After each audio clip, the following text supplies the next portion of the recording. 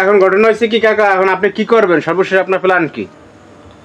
সমস্যা চলছে করে এই তো ওই করছে মানে বিয়ে করাই দিছে দর্গে? হ্যাঁ চাচার হইছে কি করবো, এনে টাকা লাগবো, বাড়ি যাইতে পারবো না, সে তার টাকা পয়সা আছে সেটা দেখে বিয়ে করছে, আর সে এনেই থেকে যাইব। এখানে তো কাহিনী বাদ, বিয়ে করছেন না সবই তার সেনে থাকেন, আনলে বউ নিয়ে বাড়ি যান। এখন কি করবেন? বউলে কি বাড়ি যাবেন নাকি?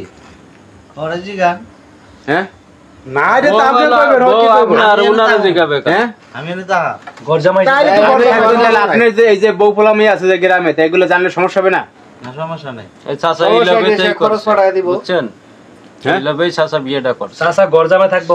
চাচাই তো বিয়ে করে নাই, বিয়ে তুমি আম্মেরে করাইছো। আমরা করাইছি কিন্তু চাচা প্রতিদিন আপনারা করাই দিয়েছেন বিয়ে? হ্যাঁ আমরা করাইছি চাচা তো বিয়ে কবর করার খুলে এই দিছে জায়গা ভাই। আসতো, কিন্তু আসলে তো সুযোগ পায় না। ম্যাডামের দুই ছেলে আছে, ম্যাডামের ছেলে আছে, ওই যে বাচ্চা দুইটা ছেলে স্কুলে পড়ে, লেখাপড়া করে।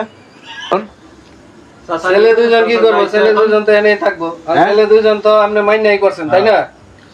আর আপনাকে এখন এই কি ছেলে আপনি মাইনে নিছেন? ছেলে মানে নিছি তাহলে আপনার আগের ঘরের ছেলে সন্তান কয়জন? আগের ঘরের ছেলে হইলো দুইজন, মেয়ে হইলো একজন, তিনজন। এনে দুইজন পাঁচ। বিয়ে শাদী করাইছে এই আগের পক্ষের পোলাবান?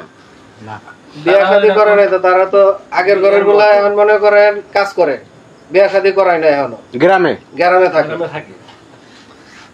মানে চাচা কাম না করলো কি কন্ত? চাচাই তোর কাম করে নাই, কাম তো আমরা করে টাকা পয়সা আছে, তার স্বামী মারা গেছে, ইচ্ছা কি ছিল করবে? এই লোভী কাজ করছে, করবে, অর্থ কিন্তু সম্পদ চাচা আছে। আসলে করতে পারে না। এখন আমরা এসে দেখি যে